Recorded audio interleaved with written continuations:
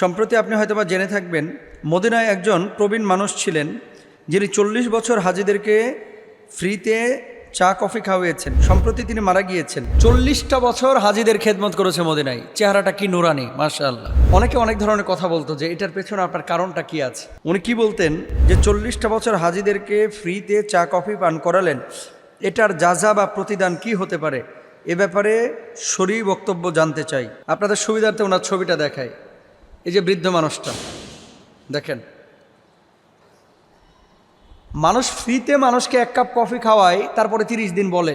অনেক মানুষ আছে আমাদের আশপাশে, হ্যাঁ খাওয়াইছি না, 1 কাপ কফি খাওয়ায়া, আর প্রতিদিন 40টা ফ্লাক্স ভরে নিয়ে এসে 40 বছর পর্যন্ত উনি ফ্রিতে চা কফি খেজুর হাজিদের মধ্যে বিতরণ করেছেন, নিজের অর্থায়নে, সাহায্য সহযোগিতা নিয়ে। মজার বিষয় হচ্ছে এই ব্যক্তি কিন্তু সৌদিয়ান না, উনি এসেছিলেন সিরিয়া থেকে। যখন দাঙ্গা চলছিল সিরিয়ায় প্রায় 70 বছর আগে, আরেকটা জায়গায় দেখলাম যে প্রায় 60 বছর আগে উনি সৌদি আরবে আসেন। 40টা বছর তিনি হাজিদের খেদমত করেছেন। তো তাকে অনেকে অনেক ধরনের কথা বলতো যে এটার পেছনে আপনার কারণটা কি আছে। উনি কি বলতেন, রাসূল আকরাম সাল্লাল্লাহু আলাইহি ওয়াসাল্লামের কাছে সালাম পেশ করার জন্য আসা মেহমানদের একরাম করতে না পারলে আমি মনে শান্তি পাই না।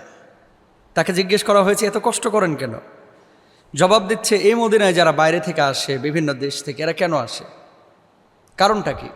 একমাত্র কারণ হচ্ছে রাসূল আকরাম সাল্লাল্লাহু আলাইহি ওয়াসাল্লামকে সালাম দেওয়া।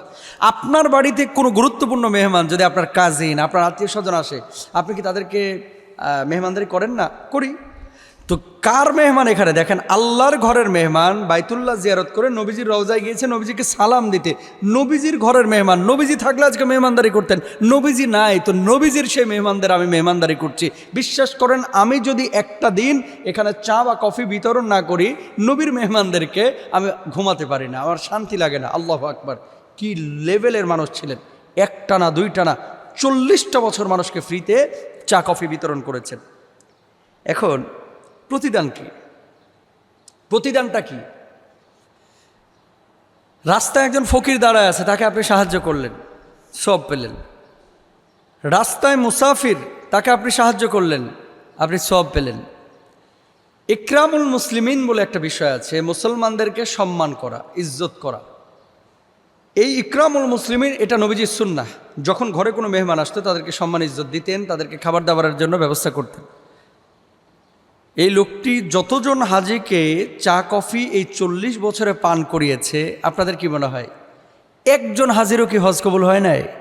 আমি তো বিশ্বাসী যে অধিকাংশ হাজিরই হজ কবুল হয়েছে। আর যে মানুষটা ফ্রিতে চা কফি খেয়েছে, কেউ না কেউ তার জন্য চোখের পানি ফেলে দোয়া করেছে, কেউ না কেউ।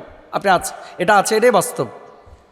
তো যে মানুষটা 40 বছরে কাজ করলো, কেউ যদি তার জন্য চোখের পানি ফেলে দোয়া করে, তাহলে তো আল্লাহ তাআলা তাকে মাফ করবেন। আর আল্লাহর হাবিব সাল্লাল্লাহু আলাইহি ওয়াসাল্লামের কাছে যে জিনিসগুলো প্রিয় ছিল, এর মধ্যে ছিল স্ত্রী, এর মধ্যে ছিল সুগন্ধি, এর মধ্যে ছিল হচ্ছে মানুষকে খাবার খাওয়ানো।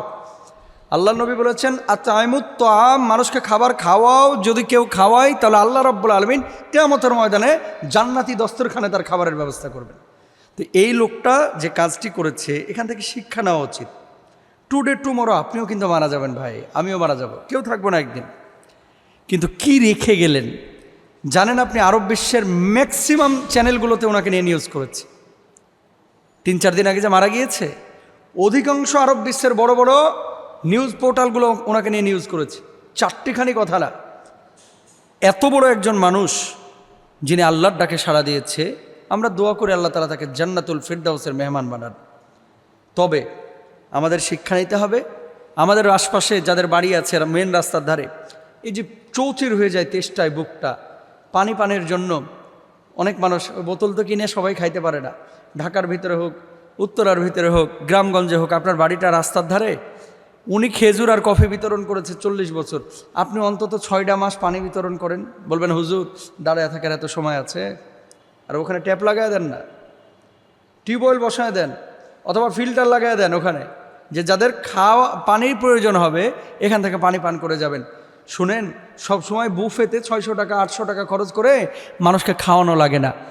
প্রচণ্ড তেষ্টায় এই চৈত্র মাসে, বৈশাখ মাসে 1 গ্লাস ঠান্ডা পানি দিয়েও মানুষের অন্তর জয় করা যায়। খেয়াল করবো। আল্লাহ তাআলা আমাদের তৌফিক দান করুন।